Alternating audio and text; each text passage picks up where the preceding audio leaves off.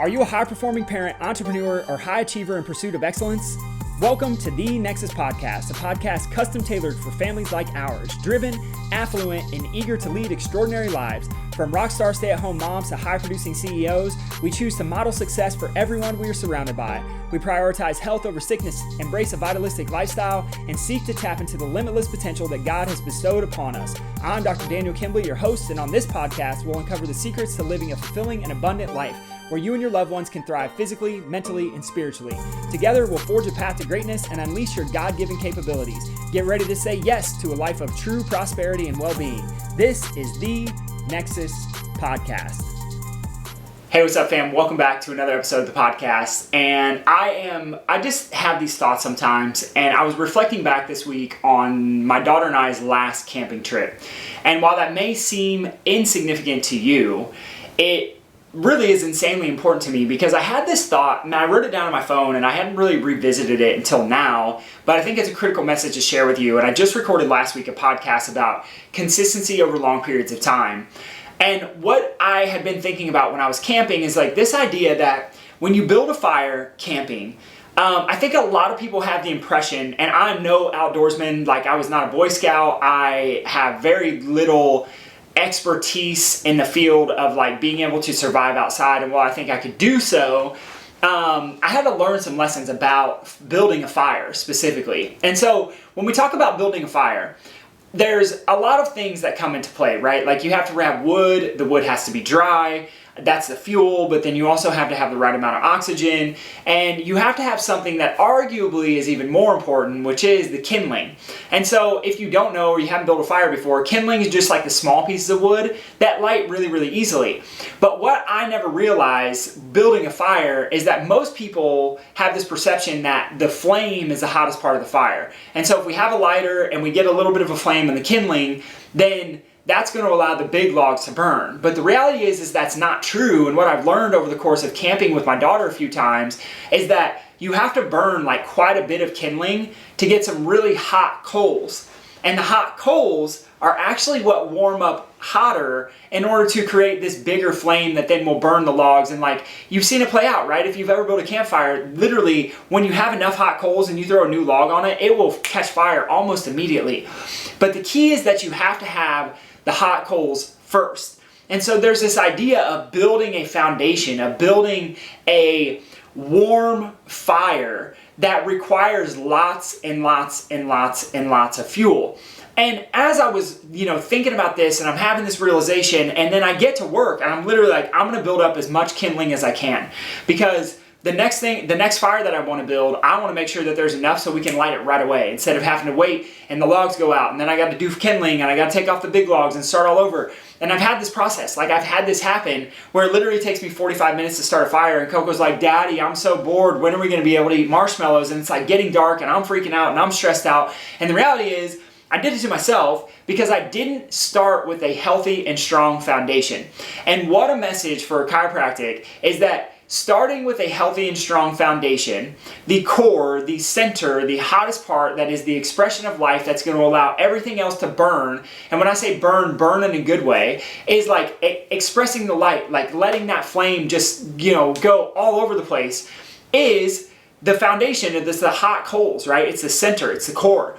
And so when I think about chiropractic care, I think so many people, when we talk about foundations, is a lot of people think that like I'm healthy because my foundation is working out and nutrition. Like I take my supplements, I work out, and I eat clean.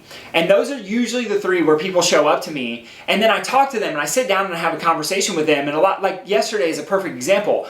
I sit down with someone and I say, hey, do you have anything else going on, even if you didn't think chiropractic could help with it? And this person's like, no, not really, like really just here for my headaches. And as I start talking and as we start doing the scans and as we start doing some of the neurological tests that we do, one of the things that happens really quickly is I show them like, hey, there's some stuff here, there's some stress here in your like in your digestive system area of the spine. Do you have any digestive issues? And he's like, oh my gosh, yes. And starts telling me all these things that are going on. And I realized that like, oh my gosh, this is the foundation is not working out. The foundation is not eating clean. The foundation is not taking supplements. Because if it were, this person wouldn't be sitting here with issues that they thought were normal, that had been festering for a while, and like just annoyed by it and didn't even realize that anybody could help. It was just like, oh, I thought that's the way life is supposed to be. So as I walked them through the process and I talked about how the brain in a fight or flight state cannot be in a rest and digest state, keyword digest, like it became very, very evident that this person's like, oh my gosh, I have to do this. Like I have to address my nervous system. I have to address my brain, because my brain controls every single other function inside of my entire body. And I think that this is so crucial to understand, is that when your cells divide from a sperm and an egg that come together as one cell, and then they divide into 2, and then to 4, and then to 8, and it goes on and on and on and on, the first thing to develop within your system is actually your nervous system. It's actually your brain and spinal cord. And so as your brain and spinal cord develop, they actually branch out, and that's what allows the development of every single other organ and tissue inside of your body. But you can't do it without a nervous system. So if that's the thing that develops first, my question would be, why don't we focus on it? Like, why does no one look at the brain? And when we talk about brain health, like people are talking about ashwagandha and lion's mane and reishi and mushrooms and nootropics, and like now nicotine is all the thing as a brain health. But like, what happened to the foundation and the fact that your nervous system, your brain, literally gets its stimulation, literally gets its nutrition from properly moving joints of the spine? And this was found in the 1980s by a guy named Roger Sperry, that found that 90% of your brain's nutrition and stimulation is generated through movement of the joints of the spine.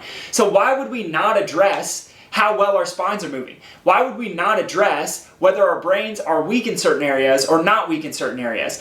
And so it's so, like, I get so fired up about it, I get so passionate about it, because it's so cool that when we lay the right foundation, when we wake up the brain, when the nervous system starts to function at 100%, that's when everything else falls into line. Relationships get better, sleep gets better, connection to God gets better, digestion gets better, recovery after workouts gets better. Like, all of those things can only happen if your body is in a rest and digest state. And what's so cool about it is, like, there's this big picture approach of explaining it, chiropractic and movement of the joints of the spine, and that affects the brain. But from a physiological perspective, if we think about it, like, think about this.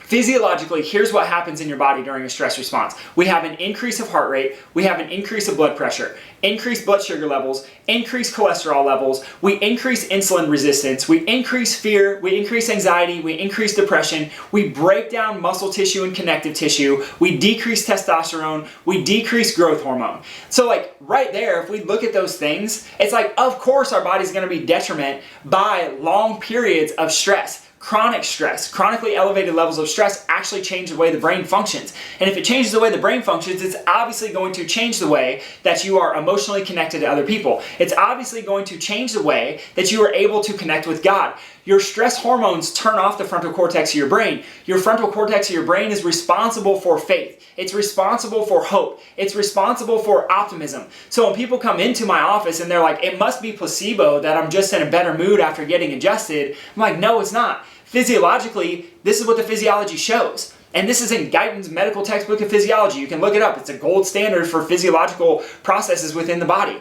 And so what I'm saying here is that if we don't lay a foundation of having a healthy nervous system, then our relationships aren't going to be as good. Our meditation is not going to be as good. Our prayer is not going to be as good.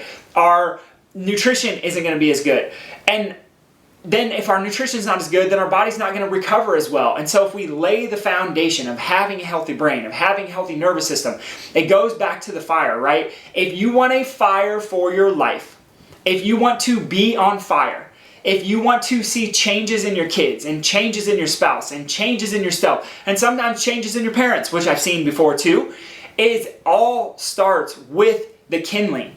And the kindling, the core, the center, the most important piece is the hot coals of the fire, right? And the hot coals of the fire in your body is literally having a healthy nervous system. It's having a healthy brain. It's having a body that is not in a fight or flight or sympathetic state, but in a healing or parasympathetic state. And we do this through generating movement of the joints of the spine to feed proprioception to the brain, so the brain wakes up and says, oh, we don't need to be in fight or flight. Let's turn off the stress hormones. Let's go back into rest and digest. So my friends, my question for you is this. is where do you feel like you haven't built up enough kindling? Where do you feel like you've been putting other things as a foundation? Maybe nutrition's always been the foundation. Maybe working out for you has always been the foundation, but you wonder why time and time and time and time again, you still have issues, or nothing seems to get corrected, or nothing seems to get better. And the reality is it all comes because having a healthy brain and healthy nervous system is key. It is the foundational piece of every other thing, every other process that will happen inside your entire body. So my friends, I love you. I appreciate you. Lay the foundation. Stop trying to do it like I did for so long and just build a fire with a couple little pieces of kindling or a couple little pieces of paper and hope that these humongous logs would light. The way that you tackle the big logs, the way that you burn these big logs that have a fire that is literally inextinguishable is through having a healthy brain and nervous system. My friends, I love you. I appreciate you. Peace.